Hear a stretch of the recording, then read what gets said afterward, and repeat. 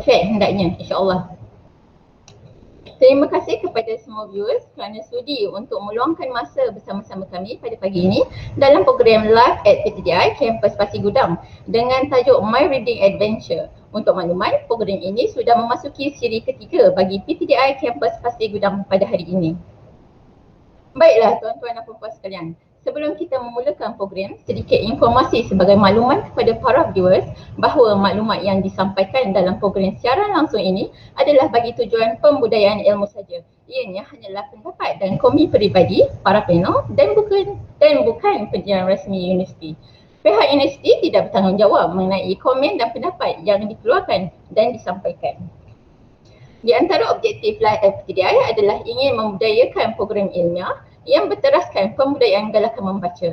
Di samping menjadikan program Live at PTDI sebagai satu norma baru dalam melaksanakan program berbentuk ilmiah. Selain daripada itu juga menyediakan penerbitan secara langsung berbentuk perkongsian ilmu dan pengetahuan melalui segmen-segmen yang ditetapkan serta meningkatkan ketampakan visibility perpustakaan Tuan Dr. Ismail dari usaha-usaha pembudayaan ilmu, bahkan menjadikan pusat kecemerlangan bagi program-program pembudayaan ilmu. Oleh hal yang demikian, insyaAllah lebih banyak lagi pelbagai program-program Live at PTDI yang akan diusahakan dan dilaksanakan pada masa datang kelak. Baiklah, saya Siti Fatihah binti Muhammad Fuzi selaku moderator anda pada hari ini dalam program My Reading Adventure siri ketiga. Saya bertugas sebagai pembantu pustakawan di PTDI Kampus Pasir Gudang dan ini adalah tahun ke-10 saya berkhidmat bersama UiTM. Alhamdulillah. Baiklah tuan-tuan dan puan-puan yang saya kasihi sekalian, sekarang adalah masa yang ditunggu-tunggu bagi sesi memperkenalkan para panel yang dikasihi. Buat julung kalinya pada siri ketiga ini, tim Live at PTDI Pasir Gudang dapat menjemput dua panel dari luar bahagian PTDI Kampus Pasir Gudang ke program kita pada hari ini. Tahniah diucapkan kepada tim Live at PTDI atas usaha dan terima kasih atas kesudian buat para panel kita untuk menerima lamaran daripada pihak kami. Baiklah, tanpa berlengah lagi, dijemput panel pertama kita pada pagi ini yang cukup dikenali dengan program-program yang berkaitan dengan dakwah. Lebih-lebih lagi program berbentuk Islamiah yang dikendalikan olehnya di UiTM Pasir Gudang khususnya. Merupakan graduan dari College Universiti Islam Malaysia yang lebih dikenali sebagai Universiti Sains Islam Malaysia. Beliau juga salah seorang penulis buku bagi buku anekdot rimba kehidupan. Assalamualaikum Ustazah. Waalaikumsalam Puan Moderator. Okey, apa khabar Ustazah? Alhamdulillah sihat. Alhamdulillah. Okey Ustazah, ceritakan sedikit tentang diri Ustazah. Dipersilakan. Bismillahirrahmanirrahim. Assalamualaikum warahmatullahi wabarakatuh dan salam sejahtera buat semua. Okey, masih belum terlambat lagi saya ucapkan selamat tahun baru. Hari ini 8 Muharram 1442 Hijrah dan salam lembaran untuk kita melalui liku-liku kehidupan di tahun baru ini. Okey, apa khabar viewers semua? Okey, diharapkan dalam keadaan sihat dan dipermudahkan dalam segala urusan. Okey, pertama kali saya mengucapkan terima kasih kepada pihak penganjur perpustakaan Tun Dr. Ismail UiTM Cawangan Johor Kampus Pasir Gudang kerana sudi menjemput saya, insan yang penting masih lagi bertatih dalam mencari ilmu untuk berkongsikan buku yang saya baca pada hari ini. Saya Azizah binti Mat Kasam merupakan pegawai Hal Ehwal Islam yang bertugas di unit Hal Ehwal Islam UiTM Cawangan Johor Kampus Pasir Gudang dan saya baru berkhidmat 9 tahun. Al-Fatihah dah 10 tahun. 3 tahun saya di Pahang dan Alhamdulillah di Pasir Gudang 6 tahun. Saya berasal daripada Pondok Tinggi Johor dan berkahwin serta mempunyai 4 orang cahaya mata. Kini saya sedang berjinak-jinak dalam penulisan ringkas dan aktiviti kesukarelawanan. Matlamat hidup saya adalah jika kita memudahkan urusan orang, insya-Allah Allah akan memudahkan urusan kita. Semoga ia memberikan manfaat bagi kita semua. Wallahu a'lam. Terima kasih Ustazah. Okey, seterusnya panel kedua kita merupakan satu-satunya pegawai perubatan di Pusat Kesihatan UiTM Pasir Gudang. Juga merupakan seorang doktor perubatan yang pernah berkhidmat di Hospital Sultan Ismail selama 6 tahun dan seterusnya berbakti untuk memberikan perkhidmatannya di UiTM Pasir Gudang dari tahun 2014 iaitu seawal UiTM Kampus Pasir Gudang ini beroperasi. Tidak lain tidak bukan, diperkenalkan panel kedua kita iaitu Dr. Syafinaz binti Makmur. Sihat Doktor? Alhamdulillah Fatihah. Alhamdulillah sihat. Okey. Sila perkenalkan diri Doktor. Okey, saya Dr. Syafinaz binti Makmur. Saya memang anak jati Johor lah. Lahir di Pontian, sekolah di Pontian, kemudian sekolah di Seremban. Saya menjalani housemanship saya di Hospital Sultanah Aminah dan kemudian memulakan tugas di Hospital Sultan Ismail, Klinik Kesihatan Pontian dan bertugas di UiTM Pasir Gudang mulai pada tahun 2014. Saya juga sudah berkeluarga dan mempunyai 4 orang anak. Okey, baik Doktor, terima kasih. Okey, panel ketiga kita pula sangat glamour lebih-lebih lagi dekat Pasir Gudang ini dan sangat berdedikasi dalam melibatkan diri dalam program-program UiTM Pasir Gudang dan tidak cukup asing lagi untuk diperkenalkan sebenarnya iaitu Cik Nur Azila binti Muhammad Azhar. Beliau merupakan seorang pustakawan kanan UiTM Cawangan Johor, kampus Pasir Gudang. Assalamualaikum Cik Aziz. Waalaikumsalam Puan Fatihah. Apa khabar? Oi, baik hari ni nampak tampil saya begitu ceria. Ada tak nama saya? Okey. Ada. Cik Aziz sentiasa ceria. Okey Cik Aziz, teruskan dengan perkenalkan diri Cik Aziz. Okey, nama saya Nur Azilia binti Muhammad Azhar, staf kanan di kampus Pasir Gudang. Boleh panggil saya Aziz, Cik Aziz. Itu je lah selalunya orang panggil saya. Okey, kalau ikutkan saya sama dengan Dr. Syafina, kita asal daripada Pontian ya. Siapa orang Pontian boleh check kat situ. Saya tengah berkhidmat dengan UiTM ini dah 9 tahun kalau ikutkan. Betul, dah 9 tahun. Sebelum ni pernah bertugas di Pita Shah Alam sebelum pindah ke Lakin dan kini di Pasir Gudang. Kalau di Pasir Gudang ini saya memegang unit perkhidmatan pelanggan, unit perpustakaan digital, unit komunikasi korporat, unit pendidikan, pembelajaran dan rujukan. Senang katalah, kalau kata nak buat pameran, nak buat aktiviti dengan library, PM saya. Kalau kata nak buat ada lawatan berpandu ke PTDI, PM saya. Kalau kata nak tahu tentang perpustakaan dengan lebih lanjut, PM saya. Banyak sangat PM kan? Kalau ada nak buat kelas ke, kalau kata nak, memanglah kena PM tepi. Kalau kata nak cari artikel, boleh PM saya juga. Okey, itu sahaja daripada saya. Kembali kepada anda, Puan Fatihah. Okey, terima kasih Cik Aziz yang selalu ceriakan kita semua. Okey, tanpa membuang masa lagi, jom kita dengarkan sesi perkongsian program My Reading Adventure seri ketiga ini oleh para panel kita pada pagi ini.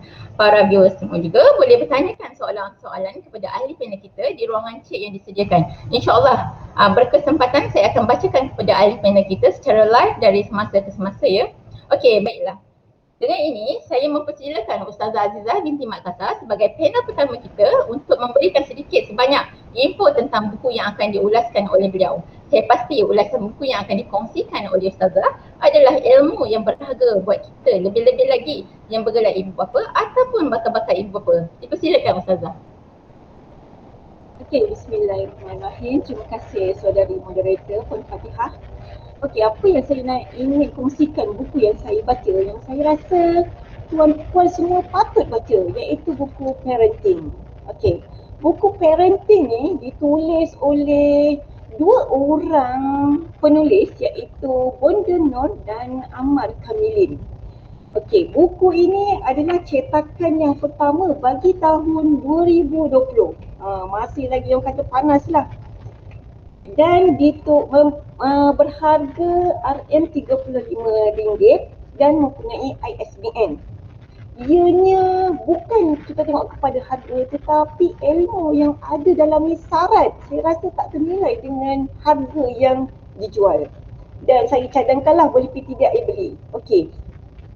Buku yang ada dalam sini adalah dianya mencangkupi daripada bagaimana pendidikan daripada dalam perut, daripada anak-anak baby sehinggalah anak-anak remaja. Ingat, sebelum tu saya nak sharekan kita kenali siapakah penulis yang dikenali dengan Bonda Nur ataupun Ammar Kamilin. Okey, kita tengok siapa dia Bonda Nur. Bonda Nur ni adalah seorang pemenang anugerah buku pilihan pembaca popular dan berita harian bagi tahun 2017 dan 2018. Beliau bermula dengan penulisan yang berkisar daripada diri sendiri untuk dikongsikan. Dia telah menulis sebanyak lebih daripada 20 buku, antaranya buku Tamparan Takdir, buku Blur, buku Jalan Pulang dan macam-macam lagi. Saya rasa banyak buku yang telah dituliskan. Okey, seterusnya dan gandingan yang mantap iaitu Tuan Ahmad Kamilin yang merupakan seorang abah yang suka menulis tentang psikologi anak-anak, bab pendidikan, inspirasi dan juga family. Beliau bertugas di Galeri Ilmu Media Group sebagai author. Tuan Ahmad merupakan graduan master daripada UPN dalam bidang psikologi pendidikan. Pernah menjadi pensyarah di ILP, pernah menjadi RA di UPM dan banyak lagi lah pengalaman yang beliau telah lalui dan kini memang bercinta dengan buku.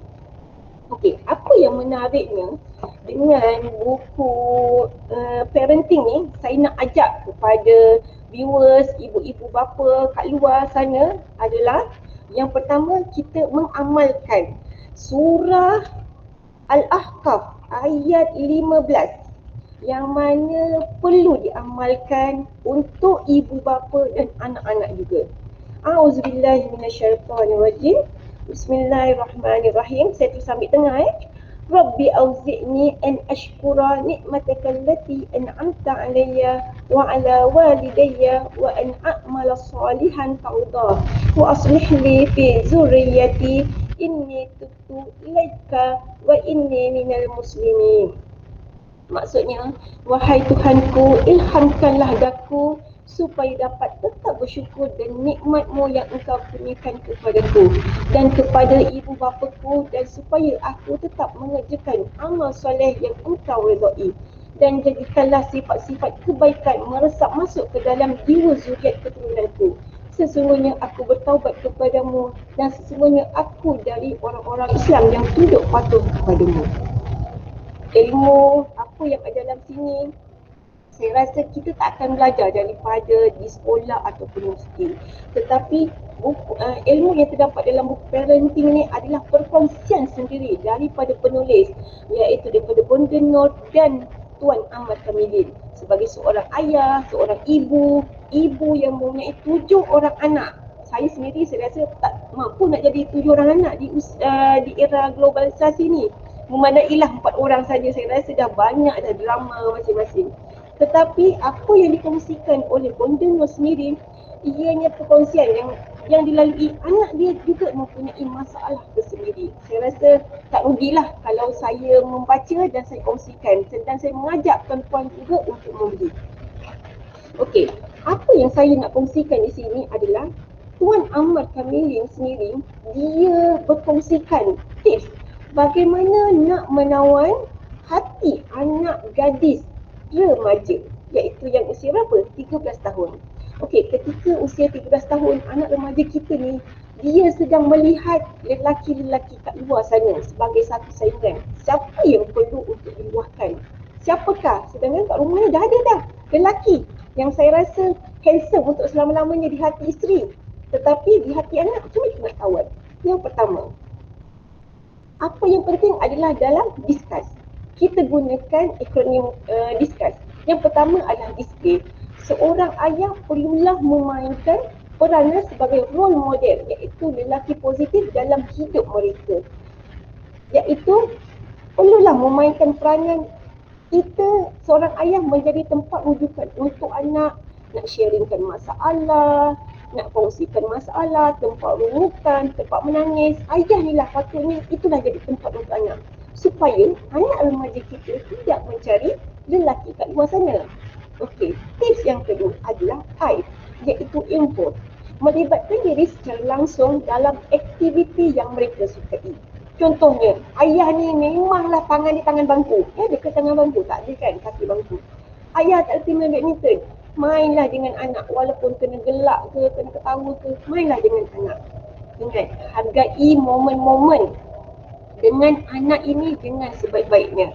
Mereka ni sekejap je membesar depan mata kita. Lepas tu mereka akan tinggal dengan orang lain. Okey. Seterusnya, S adalah support. Bapa sepatutnya sentiasa menunjukkan sokongan dan keputusan ataupun pilihan yang mereka buat. Ingat, anak remaja kita ni sedang meniti bagaimana hendak melalui kehidupan.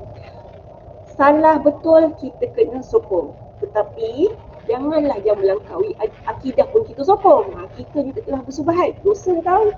Okey, seterusnya C adalah confidential. Iaitu zip serapat-rapatnya. Anak perempuan ni, anak dara, saya sebenarnya anak dara, dia akan meluahkan apa yang tidak puas hatiannya dengan ayah dia. Ayah, ingat, zip lah, apa juga rahsia. Kalau nak nak membawang dengan isteri, tunggulah malam tunggu nak tidur. Tapi selagi boleh zip lah. Ini adalah rahsia anak. Anda adalah pemegang rahsia. Kemudian U adalah unconditional love. Anak-anak perlu disayangi tanpa syarat. Anak kurang macam mana, tak handsome macam mana, tak comel macam mana, sayanglah. Ianya adalah anugerah. Akhir sekali adalah S.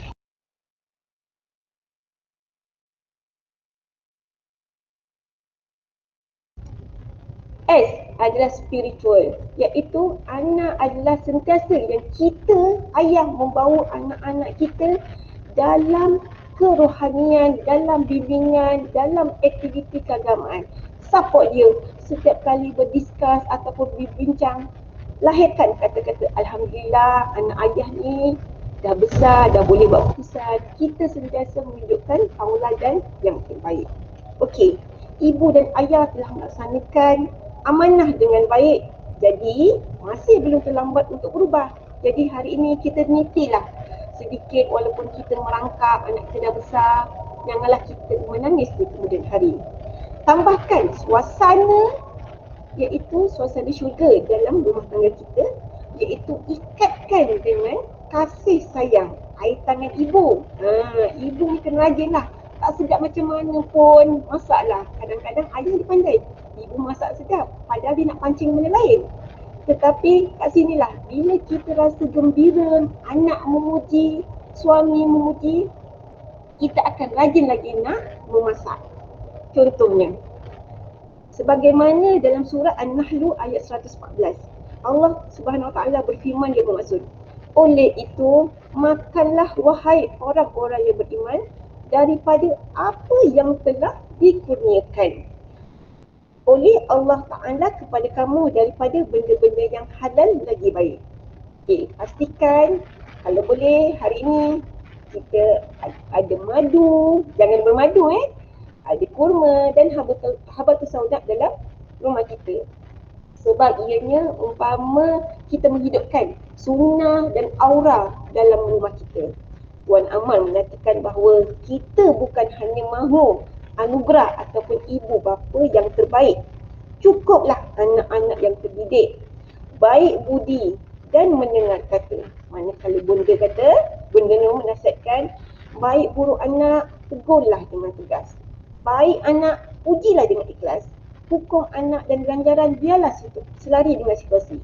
Bukannya ganjaran A ataupun akademik yang kita cari, tetapi kita cari adalah kecemerlangan anak kita di dunia dan akhirat. Wallahu a'lam. Bercakap mengenai peranan kita sebagai seorang ibu bapa je Ustazah, dalam surah Luqman pun ada menyebut pentingnya ibu bapa agar selalu dialog dengan anak-anak dalam pembentukan akidah, pemikiran dan akhlak. Betul tak Ustazah? Betul, yang disebutkan dalam surah Luqman daripada ayat 12 hingga 15 yang menekankan banyak aspek akidah, akhlak dan macam-macam lagi. Nanti kita bolehlah selepas ni kita tengok surah Luqman. Okey.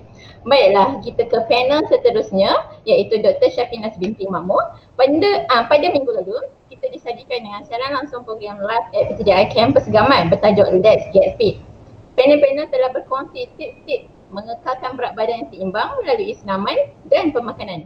Kali ini kalau dilihat pada tajuk buku yang akan diulaskan oleh panel kedua kita ini, lebih ke arah resepi-resepi diet yang sihat. Barangkali sebagai doktor perubatan, mungkinkah doktor akan mengulas resepi pemakanan yang sihat yang boleh kita amalkan dalam diet seharian melalui buku ini.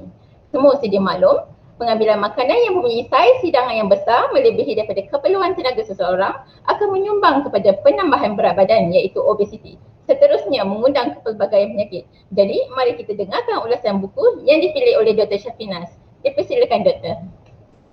Okey, terima kasih Fatihah. Okey, kesinambungan daripada apa yang Ustazah katakan tadi, macam Ustazah dia akan berbicara tentang santapan rohani. Jadi saya nak mengulas sikit tentang santapan fizikal, iaitu seperti yang kita tahu kan Ustazah, menyediakan makanan yang halalan thayyiban untuk keluarga adalah sesuatu yang dituntut. Okey, ini buku yang saya pilih iaitu resepi diet sihat. Okey, buku ini sebenarnya adalah sesuai untuk bacaan santai. Macam pelik je kan, kenapa pilih buku resepi untuk baca je. Okey, sebenarnya awal buku ini dan juga akhir buku ini dia mengandungi teori yang ditulis oleh penulis, teori yang tidak terlalu complicated. Bagaimana kita untuk mengamalkan diet sihat untuk menurunkan berat badan dan mendapatkan berat badan yang ideal, dan juga penulis ada menulis beberapa tips yang mudah untuk kita ikuti. Okey, penulis juga selain itu penulis juga menghadkan penggunaan sos, bahan perisa dan mengutamakan sayuran. Jadi mari kita tengok siapa agaknya penulis buku resepi sihat yang saya katakan ni.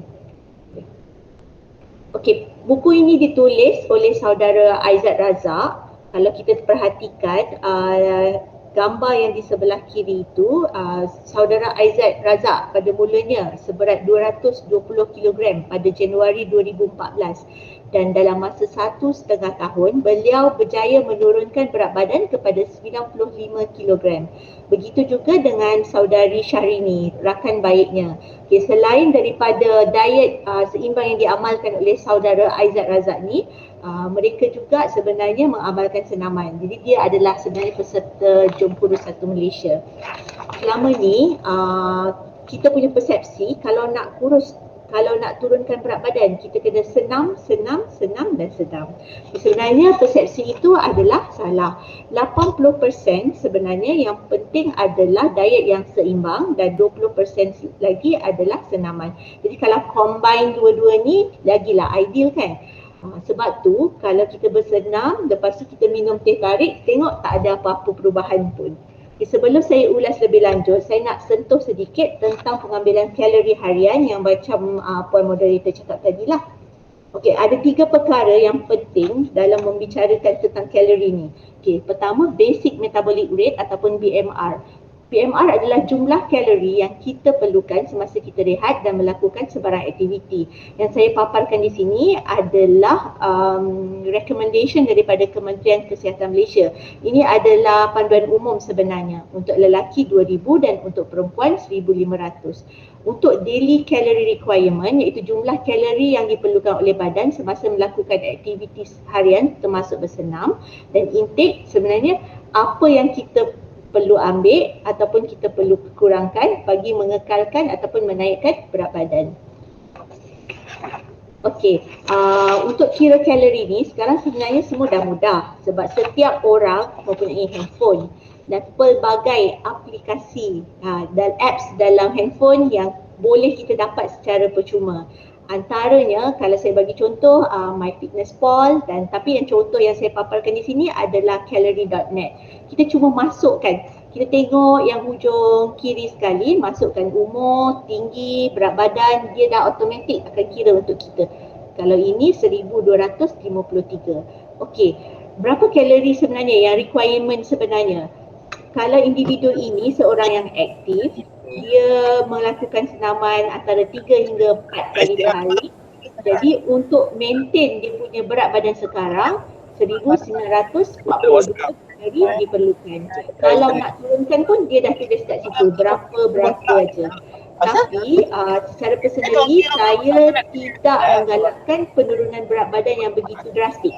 Kenapa? Nanti saya cerita. Penulis ini juga mengesyorkan agar jumlah kalori yang kita ambil sehari itu dibahagi-bahagikan. Dia ada bagi satu contoh kat sini, jadual macam mana kita nak bahagikan. Okey, contoh yang diberi oleh penulis ini, kita tengok slide selanjutnya. Dia 3 hingga 4 jam sekali makan, tetapi bukannya jumlah kalori yang besar, nanti terlebihlah pula jumlah kalori yang diambil adalah kecil. Okey, untuk sarapan, minum pagi, makan tengah hari, minum petang, makan malam dan minum malam. Tapi kalau jadual ini tidak sesuai untuk kita, Contohnya kita skip minum pagi, kita boleh top up sikit dekat sarapan ataupun makan tengah hari. Kalau minum malam kita skip, kita boleh top up dekat makan malam. Jadi apa tujuannya kita makan kerap tapi kecil portionnya ini?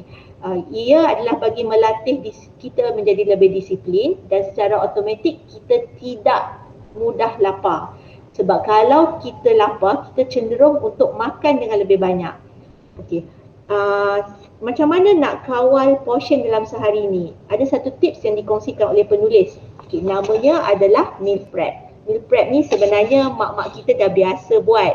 Okey, dia menyediakan makanan secara lebih awal, secara keseluruhan atau sebahagian. Jadi apa kelebihan dia? Kita dapat kawal portion yang dimakan, kita dapat memilih makanan yang lebih sihat dan juga menjimatkan masa. Okay, saya nak kongsikan satu resepi lah yang ada dalam diet sihat ni. Resepi ni secara personally saya pun suka sebab ada bunga kantan. Nasi goreng bunga kantan. Kalau tengok situ ada 100 gram nasi ataupun secawan nasi. 100 gram nasi ni lebih kurang dalam 150 kalori. Ditambah dengan dada ayam, sayur-sayuran, dan anggaran bagi resepi ini adalah 325 kalori. Okey, kenapa saya pilih resepi ini? Kerana resepi ini adalah resepi yang lengkap. Okey, itu pengetahuan semua, makanan kita mengandungi makronutrien dan mikronutrien. Makronutrien tu apa je? Makronutrien ni adalah karbohidrat, protein dan juga lemak. Di mana ketiga-tiga nutrien ini terdapat dalam resepi yang saya kongsikan tadi. Kemudian kalau kita takutlah nak makan nasi putih, sebenarnya kita boleh modify resepi ni. Kita gantikan dengan nasi perang. Okay, karbohidrat pula dia terbahagi kepada dua. Karbohidrat kompleks dan juga karbohidrat ringkas. Apa bezanya? Karbohidrat kompleks kalau nak kenal biasanya dia juga mengandungi serat yang tinggi. Jadi kita lambat merasa lapar berbanding dengan karbohidrat ringkas. Jadi kesimpulannya kat sini, dalam menyediakan makanan, kita mesti bijak memilih apa yang kita makan di samping kita kawal jumlah kalori. Okey, nanti untuk resepi seterusnya nanti saya akan kongsikan balik pada moderator. Wah, saya pasti resepi yang terdapat dalam buku ini bukan sahaja untuk orang yang nak diet je, betul tak doktor? Tapi khususnya untuk seisi keluarga juga, betul kan doktor? Betul, sesuai untuk pelbagai keadaan. Okey, seterusnya panel ketiga kita iaitu Cik Nur Azilia binti Muhammad Zahar, satu-satunya panel yang sekarang ini akan membawa kita ke segmen segala remangan bulu roma. Sebab kalau kita lihat pada poster promosi, tajuk bukunya pun dah berbau scary kan? Adakah ulasan buku ini yang akan dikongsikan oleh Cik Nur Azilia mengundang kepelbagaian keserapan? Jom kita dengar ulasan oleh panel ketiga kita, Cik Aziz. Dipersilakan. Terima kasih Puan Fatihah. Buku yang saya pilih ini adalah bertajuk Mata Tak Berhijab. Okey, buku ini mempunyai 4 siri dan saya ada keempat-empat siri buku tersebut. Okey, buku ini adalah hasil tulisan Encik Zulkifli Ahmad Idrus, terbitan Utusan Karya, dan harga buku di pasaran adalah antara 13 ke 15 ringgit. Okey, kita berkenalan dululah dengan penulis ni ya. Okey, penulis merupakan pelajar UiTM Shah Alam yang mempunyai kelulusan ijazah Sarjana Muda Komunikasi Kewartawanan. Okey, penulis pernah berkhidmat sebagai wartawan bernama dan sebuah akhbar bahasa Inggeris Malaysia. Okey, kini beliau menjadi penulis sepenuh masa. Okey, Mata Tak Berhijab, kita tengok ini pula. Okey, merupakan percubaan penulis untuk berkongsi dengan para pembaca tentang kebolehannya untuk melihat alam gaib. Penulis hanya mampu, makluman penulis hanya mampu untuk menceritakan pengalamannya melihat sahaja dan tidak boleh berinteraksi dengan entiti yang ada. Okey, kalau kita cakap, dia cakap apa? Penulis cakap, dia bukan orang yang boleh mengubat kalau kata ada orang terkena. Okey, penyakit macam ni, dia lebih kepada, okey, kalau kata kamu terkena, kita bawa lah jumpa orang yang lebih pakar dalam bidang ini untuk berubat dengan lebih lanjut lah. Dia kata boleh nampak sahaja. Okey, kalau ikutkan kenapa saya pilih buku ni, saya suka baca kan. Kalau ikutkan sekarang ni, dah beli tahun lepas, tahun ni saya dah beberapa kali lah baca Sebab apa tahu, saya suka segmen mata tak berhijab ni sejak daripada buku Mastika lagi, majalah Mastika. Kalau siapa kan ingat kan, buku Mastika kan ada kan tentang nampak-nampak ni benda-benda macam ni kan. Okay, terus terang saya cakap memang saya suka. Sebab apa tahu, kalau kita baca kisah-kisah macam ni, dia ada macam ada thrill tau, macam seram sikit. Okay, sebab lagi satu, kita rasa kisah-kisah dia ni macam dekat yang kita. Lagi satu kan, okay, bila dia cerita, penulis cerita tentang dalam buku Mata Tak Berhijab ni, dia cerita tentang dekat office. Okay, tak seram tu, okay. Tengok kan kat belakang-belakang tu, kalau siapa rasa beruang benda naik tu bacalah ayat-ayat patut. Kalau ada dekat rumah, ada yang dia kata dekat, dia pergi hiking. Okay, ada yang kat kedai makan, kedai makan ni memang kerap, bacalah Lepas tu kalau kata ada yang dia cerita masa dia belajar dekat UiTM Shah Alam. Okay, yang paling saya rasa tak best lah masa dia tengah memandu. Dia ada cerita juga masa tengah memandu. Okay, cerita yang ada dalam buku ni yang telah juga menjadi viral. Okay, dekat kalau kata, ada tak korang ingat tentang kisah pelajar UiTM di Shah Alam? Di mana mereka ini pernah terkena dan pernah berlaku kejadian ini. Sebab apa tahu, mereka menyewa rumah ni. Kan yang dipaparkan ni, jangan tengok dalam bulatan tu lama-lama. Kalau kata siapa nampak katanya ada. Jangan tengok. Dia kata rumah ni dia orang sewa berapa orang, 8 orang ke, dengan harga RM50. Tak memang betul-betul tak ni kan, tak logik kan. Tapi sebab budak, dia kata murah, dia sewa kat situ. Dan cerita ini menjadi sensasi apabila ada pelajar yang dikatakan meninggal lepas tinggal menyewa di rumah tu. Okay. Dalam buku ini, yang ni. Dia cakap apa tau, dia pergi juga tengok kat rumah ni, dia tengok, dia kata dia nampak. Dia kata rumah tersebut memang ada entiti yang tinggal di dalam tu, dan dia cakap kalau kata manusia memang tidak boleh diami rumah tersebut dah. Dia kata kalau tinggal macam-macam akan jadi. Okay, kalau nak tahu lebih lanjut boleh pinjam dengan saya PM2P. Okay, untuk makluman viewers, pada saya, keluarga saya, penampakan ini adalah perkara biasa. Sebab kalau ikut dulu adik saya kadang-kadang dia akan nampak entiti seperti ini ya. Sebab apa tau, kadang-kadang kan dia masih kecil lagi tau. Kadang-kadang macam satu kali tu bila kita diam-diam, nanti dia tengok situ, dia kata tu. Lepas tu kita tengok, apa tu? Kat atas kan, tak ada apa-apa tu, ada dia kata. Tapi kita buat macam buat dono je lah kan, sebab dia kecil lagi.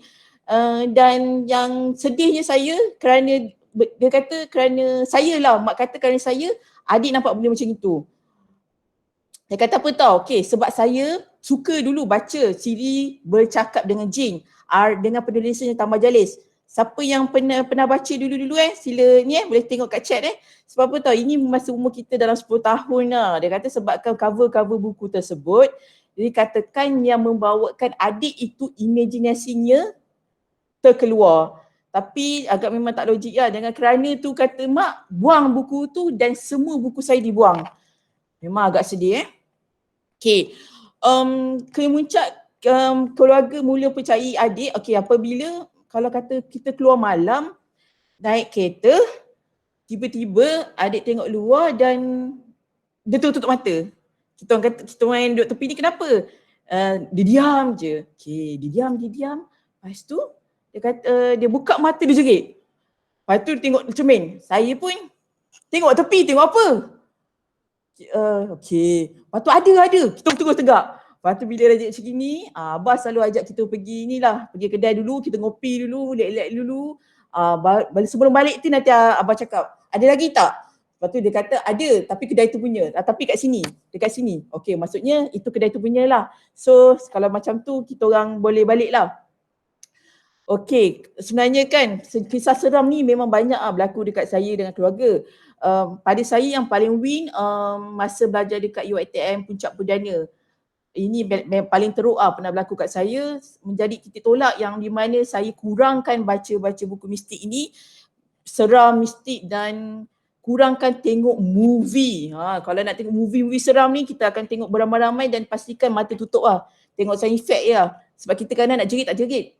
Tapi lepas ni saya kurangkan, jadi macam sekarang ni lah baru ada sikit keberanian kita nak earnkan balik. Sebab tu saya berani untuk berkongsi di My Reading Adventures PG. Biar kita sama-sama seram, ingatan tulis ikhlas. Jika ada di kalangan kita yang pernah terkena macam semua ini anggaplah ujian dan dugaan. Kalau kata yang lebih baik, yang lebih penting adalah Allah itu lagi berkuasa. Okey, itu sahaja daripada saya. Kembali kepada anda, Puan Moderator. Okey, terima kasih Cik Aziz dengan ulasan buku cerita seram je. Saya sebenarnya minat juga baca buku-buku cerita seram ni. Tapi itulah, saya ni suka terbawa-bawa. Kat mana-mana nanti saya terbayang-bayang, nanti takut sendiri. Jadi dia akan susahkan diri saya sendiri. Tapi terima kasih Cik Aziz atas ulasan yang telah Cik Aziz ulaskan tu. Okey, baiklah. Untuk makluman para viewers semua, saya sedang mensiaran di bangunan PTDI Kampus Pasir Gudang yang beroperasi setiap Ahad hingga Khamis. Datanglah ke PTDI Pasir Gudang dengan mengamalkan SOP yang telah ditetapkan dengan memakai mask serta mengamalkan penjarakan sosial. Baiklah, berbalik kepada panel pertama kita iaitu Ustazah Azizah binti Mat Kasar dengan buku bertajuk Parenting. Saya ada sedikit persoalan untuk ditanyakan kepada Ustazah.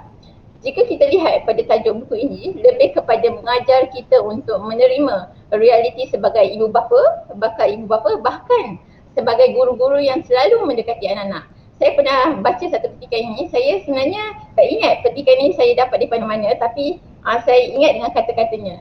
Didiklah anak kamu dengan zaman yang bukan zaman kamu, kerana mereka dilahirkan bukan sezaman dengan kamu. Jadi, apakah tip-tip yang Ustazah boleh tekankan daripada perkongsian dalam buku yang telah Ustazah ulaskan ni?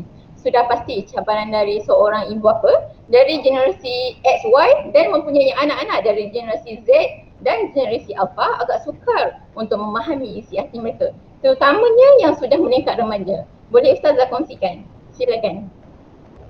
Okey, terima kasih sekali lagi kepada Puan Fatihah.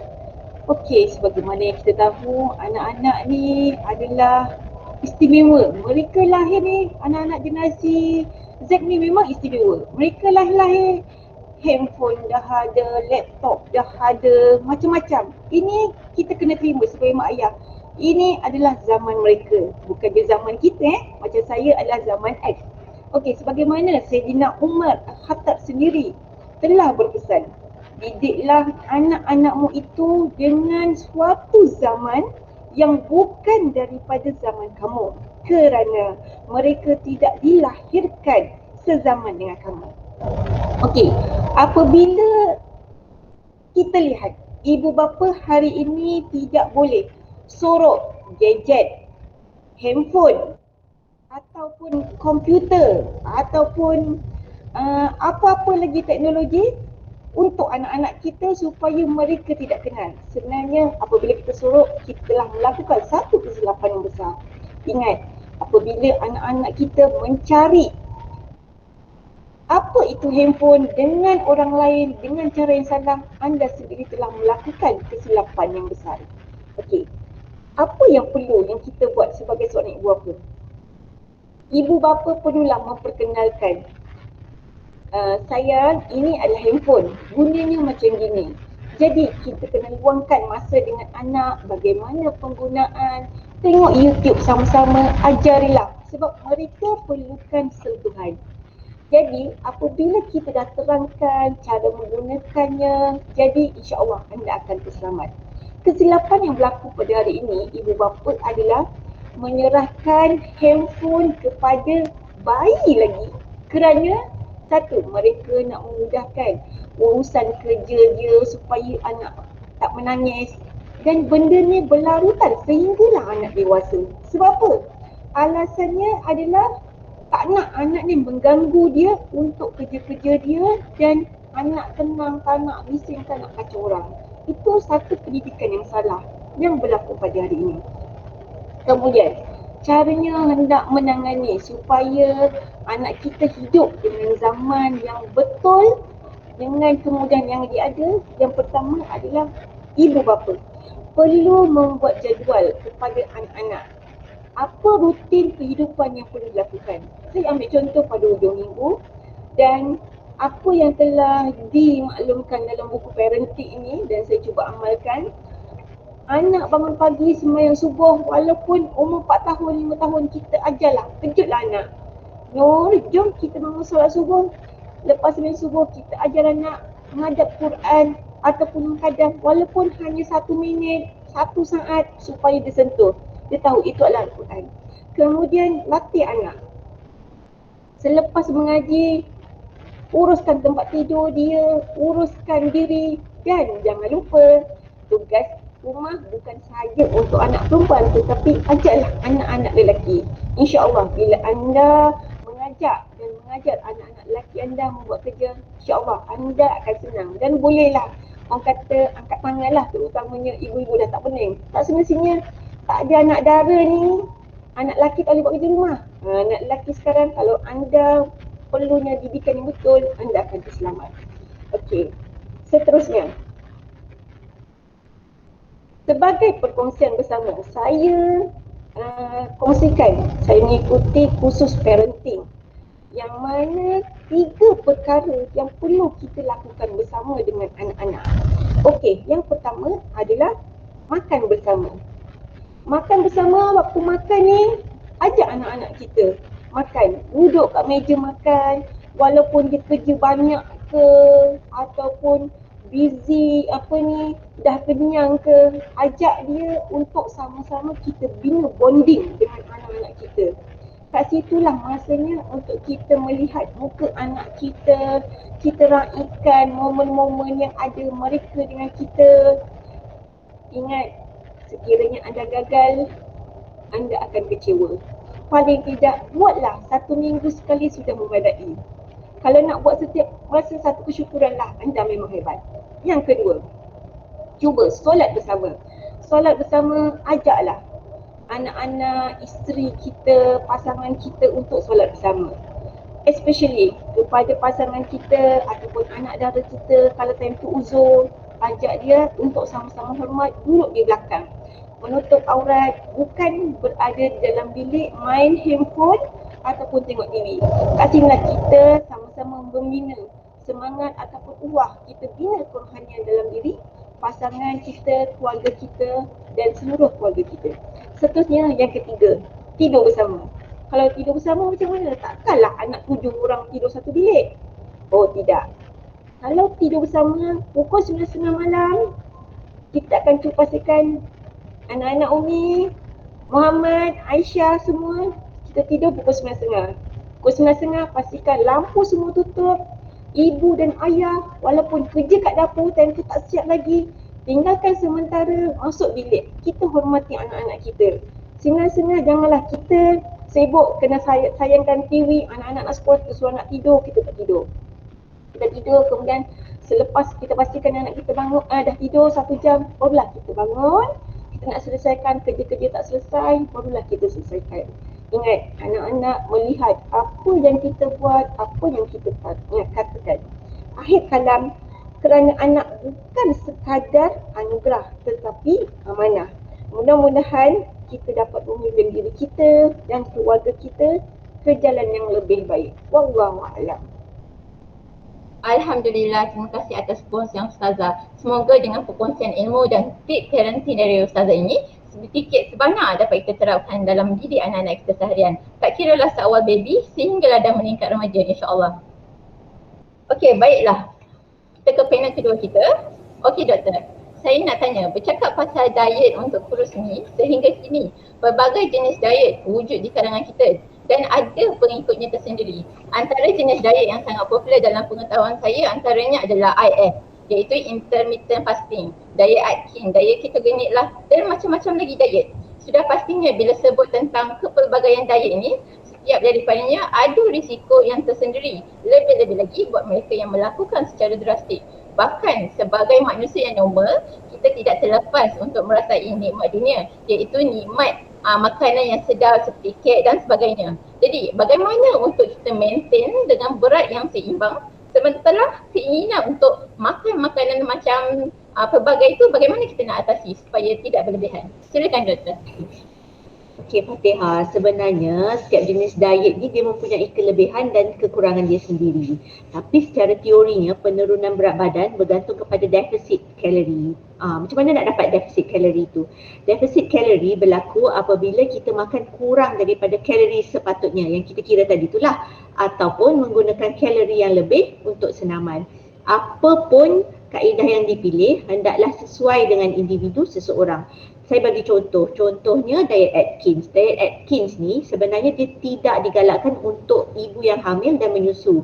Kerana semasa menyusukan bayi, ibu kehilangan gula melalui susu sebanyak 30 gram sehari ataupun lebih. Jadi kalau tak ada sumber karbohidrat, dia boleh mengundang situasi berbahaya yang kita panggil sebagai ketoacidosis. Okay, diet IF juga. Diet intermittent fasting. Dia banyak yang gagal pada peringkat awal kerana IF ni tidak sesuai pada mereka yang tak tahan lapar. Jadi waktu dia boleh buka puasa tu mereka cenderung untuk makan makanan yang lebih banyak. Diet IF juga tak sesuai untuk pesakit kencing manis sebab dalam diet IF ni kadang-kadang kena berpuasa selama 16 jam. Jadi kadar gula dalam darah pesakit kencing manis tu boleh turun ke bawah normal, iaitu 4 ke bawah, dan boleh menyebabkan pesakit itu pening kepala, menggigil dan boleh pengsan lah. Okey, Puan Fatihah tadi cakap nak makan kek kan? Okey, apa kata lepas ini kita pilih pilihan yang lebih sihat. Contohnya carrot cake. Carrot cake dia serat tinggi, karbohidrat kompleks, dan kalau boleh pilih yang kurang gula lebih baik. Okey, tips lain mungkin kita boleh pelbagaikan cara penyediaan makanan kita. Kita tengok menu seterusnya yang dikongsi oleh penulis. Okey, menu seterusnya ini ikan siakap kukus ala Nyonya. Menu ni orang cakap menu untuk orang berpantang lah, tapi sebenarnya kita yang tak berpantang ni pun boleh makan. Okay, sebelum saya ulas resepi ni, saya nak jawab soalan daripada Encik Ibrahim tadi. Betul ke menu sihat ini bermaksud kita mengeluarkan belanja yang lebih banyak? Sebenarnya tak betul. Itulah pentingnya meal prep. Contohnya kalau Cik Ibrahim pernah baca satu artikel, dia bandingkan antara ikan salmon dengan ikan kembung. Kedua-duanya dia punya nutriennya lebih kurang sama, dan seperti yang kita tahu ikan salmon harga dia macam mana, ikan kembung harga dia macam mana. Okey, selain daripada itu sumber protein yang terbaik juga yang mudah didapati, yang murah, telur. Jangan underestimate telur ni. Biasanya kalau orang Melayu ni cakap orang yang berpantang ni tak boleh makan telur, sebenarnya salah. Telur adalah sumber protein yang baik untuk penyembuhan luka, untuk mengganti sel-sel kita. Tapi seadanya macam situasi di mana seseorang itu memang dah alergi dengan telur sebelum bersalin, sebelum pregnant, jadi tak payahlah makan. Okay, ikan siakap kukus ala Nyonya ni berbalik pada resepi tadi, dia menggunakan satu ekor ikan sederhana saiz, dan barang-barang yang saya rasa boleh kita dapat dekat rumah lah, dan anggaran kalori yang bagi resepi ini adalah 100 kalori sahaja, jadi agak rendah macam tu. Okay, tips seterusnya adalah kurangkan pengambilan air manis dan pastikan minum air masak secukupnya. Secara kasarnya 30 ml per kilogram berat badan. Okay, susah sangat nak kira 8 cawan air dalam sehari. Susah sangat nak kira. Kita perhatikan urin kita. Warna urin yang normal adalah kuning cair ataupun jernih. Jadi kalau dah tengok agak-agak colour tu, insyaAllah kita punya hydration bagus. Okey, yang paling penting sekali Fatihah adalah kita hendaklah, kalau kita dah dapat satu diet yang sesuai untuk kita, perkara yang penting adalah konsisten ataupun istiqamah. Jadi, okey, Fatihah pernah tengok kan reality TV, The Biggest Loser. Okey, peserta yang memang big size boleh mendapatkan berat badan ideal dengan pertolongan instruktor tu. Tapi apa jadi selepas program itu berakhir dan instruktor ni revisit peserta tersebut selepas setahun? Kebanyakannya, saya rasa 80% kembali ke bentuk asal. Jadi yang penting sekali adalah istiqamah. Jadi kalau saya boleh membuat kesimpulan di sini, kita wrap up sikit, tips-tips yang tak terlalu complicated yang diberikan dalam buku ini adalah rancang jumlah kalori sesuai dengan keperluan individu. Untuk karbohidrat, digalakkan untuk memilih karbohidrat kompleks berbanding dengan karbohidrat ringkas. Pilih ataupun pelbagaikan cara penyediaan memasak makanan. Kurangkan minum air manis, banyakkan minum air masak dan konsisten dalam pemakanan dan senaman. Okey, jadi kesimpulannya, fahamilah konsep diet yang sebenarnya iaitu diet yang kita nak amalkan tu bukan yang paling cepat untuk kurus, tapi memilih yang paling sesuai untuk diamalkan dalam jangka masa yang panjang. Betul tak doktor? Yang penting kata doktor kena istiqamah makan. Betul sangat. Okey, saya pasti semua percaya bahawa perut ialah antara punca penyakit. Untuk sihat perlu kembali kepada fitrah. Jaga kesihatan secara menyeluruh. Kunci pemakanan yang sihat adalah kepelbagaian diet yang merangkumi keseimbangan nutrien. Okey, beralih pula kepada panel keahli kita iaitu Cik Nur Azilia dengan ulasan buku yang bertajuk Mata Tak Berhijab. Okey Cik Aziz, selalu kalau kita menonton filem hantu, setiap hantunya pasti berbeza-beza kan? Contohnya macam saya menonton cerita hantu barat.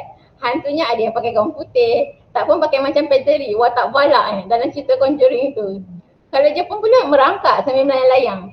Kalau hantu kat Malaysia pula si Noni dengan pocong lah, kuntilanak dah sebagainya. Okey, jadi soalan saya, apakah ada kaitan entiti dengan budaya? Sebab kalau kita lihat ada segelintir masyarakat di Malaysia bercakap tentang penampakan ini, bayangan tertentu lah yang mereka akan gambarkan. Tapi kalau kita tanya mereka yang berada di negara-negara lain pula, penampakan bentuk-bentuk yang berlainan pula.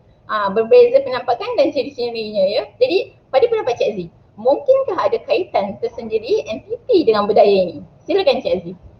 Terima kasih. Sebelum saya, bagi menjawab soalan moderator sebentar tadi, lebih baik kita memberikan informasi seberingkas mengenai jenis-jenis hantu yang ada di Malaysia. Seram kan bila kita kata pasal jenis hantu ni. Tidak semua yang kita tahu jenis entiti ada di Malaysia. Okay? Macam yang saya lebih banyak tahu mengenai entiti ini apabila ada muzium Shah Alam pernah memaparkan dan mendokumentkan jenis entiti yang terdapat di Malaysia. Lebih menyeramkan adalah unsur-unsur mistik ini pernah ikut ataupun berlaku dekat orang-orang yang pengunjung. Kita tengok dekat sedikit informasi saya paparkan ni. Okay, entiti yang paling terkenal dan semua orang akan tahu adalah, pasal tak kalau kita tahu semua tentang Pontianak ataupun kuntilanak. Yang ni semua akan tahulah. Sebab apa tahu dipercayai oleh masyarakat Melayu berasal daripada perempuan yang mati ketika mengandungkan anaknya. Wanita ini berkait berbutir dan ingin boleh dendam. Macam itulah. Langsui. Ini menyerupai wanita juga yang cantik dan akan menggoda lelaki. So maksudnya dia punya mangsud dia lelaki. Baik-baik orang-orang lelaki, viewer lelaki yang dengar ni, kalau kata ada jumpa perempuan tepi jalan ke, jangan tiba-tiba pula nak penumpangkan tiba-tiba perempuan yang cantik. Okey, toyol. Berperangai dan berbentuk seperti kanak-kanak yang akan mencuri. Okey, saya pun ada sediakan sedikit macam gambar. Okey, next kan. Okey ni, tengok Maya Karin, cantik kan?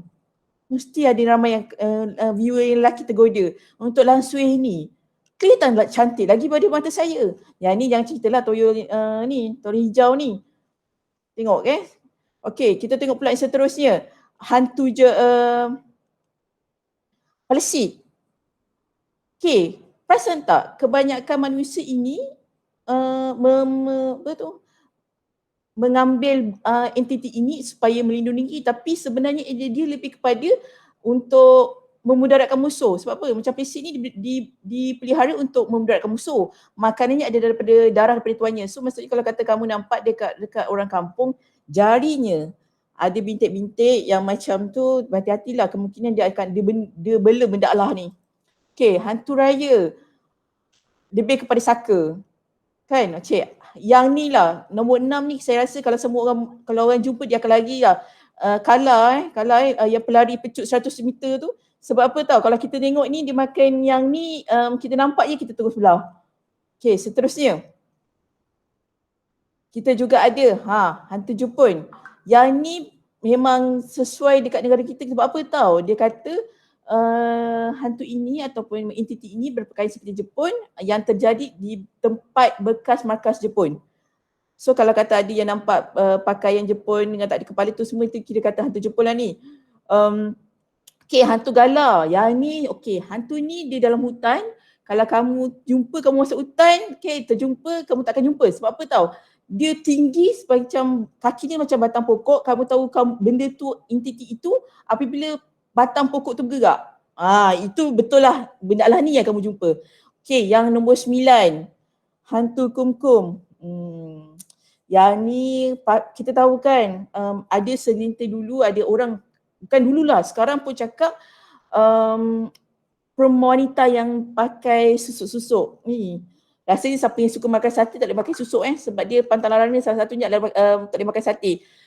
Dia untuk cantikkan muka tapi dia langgar pantang larang ini, dan yang nak amalkan ni akan merayau dan mengetuk pintu rumah. Lebih kurang dia katanya waktu ala-ala maghrib gitu, kalau kata tu cakap kum kan, kita cakap assalamualaikum kan. Dia cakap kum jangan buka Dan dia selalu akan menggunakan jilbab ataupun tudung yang ni lah. Next kita tengok. Okay, nampak tak? Wanita dia pakai tudung ni hantu Jepun dan sebelah tu hantu gala. Tak payah tengok lama-lama lah, nanti ada yang tak boleh tidur kan. Okay, orang minyak ni dia amalkan untuk macam masuk, tak baik kan. Penanggalan, okay, yang ni kalau kamu nampak cahaya yang bergerak macam bintang tu tapi dia warna hijau katanya, itu adalah penanggalan warna hijau. Kita kalau bintang kan warna kuning-kuning tapi ni warna hijau, itu adalah penanggalan. Okey, harimau jadian. Ilmu yang boleh membuatkan penuntutnya bertukar jadi harimau. Yang ni kita pun adakan cerita ni kan. Okey, kalau kita gini kita beralih pula. Kalau dekat tempat lain, kat Filipina, ni Tiana. Yang dia kata macam makhluk ni wujud kat dalam hutan, dia akan mangsa ni selalunya pengunjung atau pelancong yang berjalan kat sekitar Filipina dan ataupun sebab Filipina kan banyak island kan, dia banyak punya pulau, dia akan cari mangsa macam tu. Sekali-kali ni orang Filipina kalau dengar je budak menangis, dia takkan pergi. Okey, yang nombor 3, kamu tengok ada makhluk atau menananggal, makhluk yang seperti wanita yang boleh memisahkan badan macam penanggalan kita kan. Okey, kita tengok pula yang seterusnya negara lain. Okey, Mena. Okey, siapa ingin tahu cerita tentang Mena ataupun Nang Nak ni boleh tengok cerita Thailand, memang win lah, cerita ni memang best. Okey, Krasu sama juga macam penanggalan tadi. Kan? Kalau kamu perasan lebih kurang kan? Okey, seterusnya kita pergi tengok tempat lain. Ni Bloody Mary ni. Ini kan terjadi apabila manusia itu sendiri tengok cermin dan menyeru. Bodoh kan? Macam tu. Macam Anne Boleyn ni, dia kata entiti ini menyerupai Anne Boleyn apabila perempuan ni, wanita ini telah dipancung dan berlega sambil membawa kepalanya di tempat yang dia ditanam. Memang tak logik. Okey, kesian juga Anne Boleyn ni Okey, sebenarnya gini, kalau kata kita nampak daripada tadi, kebanyakan entiti ini berasal daripada kepercayaan sesatu masyarakat dan sebuah komuniti. Ciri yang paling jelas adalah yang macam tadi Puan Fatihah cakap, kita sepatutnya benda tu adalah gaib dan tidak dapat lihat. Tapi kalau kata yang nak dapat terlihat tu, pandai je lah. Okay, kesamaan yang ada adalah wanita, macam tadi saya cakap, kebanyakannya wanita berambut panjang. Okay, kalau lah yang rambut panjang dia akan tutup muka dia cuba kalau kamu tengok muka dia.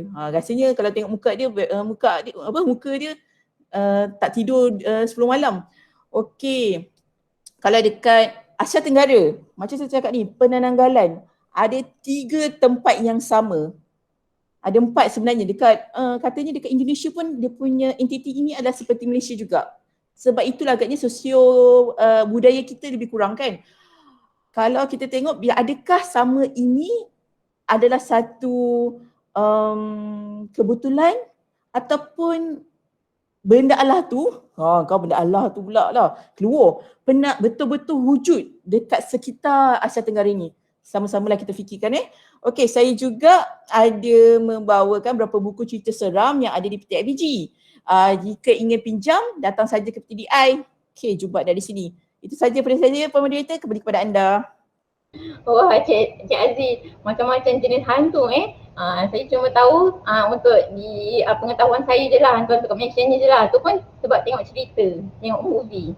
Okey, jelaslah setiap budaya tu ada entiti yang tersendiri melalui kepercayaan masing-masing, tidak kira agama. Okey, tuan-tuan dan puan-puan sekalian, kita telah sampai ke penghujung program. Saya bagi pihak tim Live at PTI mengucapkan jutaan terima kasih kerana sudi meluangkan masa kepada semua panel kita pada hari ini, dan juga buat ketiga-tiga panel kita pada hari ini.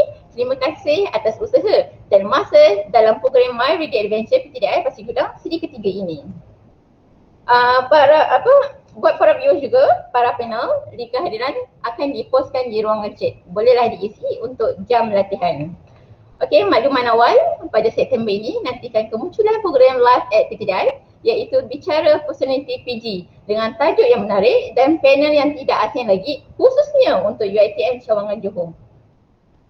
Sebelum saya menutup tirai program Live at PTDI dengan tajuk My Ready Adventure PTDI Pasir Gudang siri ketiga ini, terimalah serangkap pantun dari saya. Cik Akmal kata nak pantun kan? Bolehlah balas. Okey, baiklah. Bunga seroja di atas para, jatuh ditimpa buah durian. Andai kata tersilap bicara, kemaafan juga kami pohonkan. Sesungguhnya yang baik itu datang dari Allah Subhanahu Wa Taala dan yang buruk itu dari ketilapan dari saya sendiri. Terima kasih kerana sudi meluangkan masa buat para viewers semua. Sehingga kita berjumpa lagi di program Live at PTDI akan datang. Assalamualaikum. Semoga bermanfaat. Bye.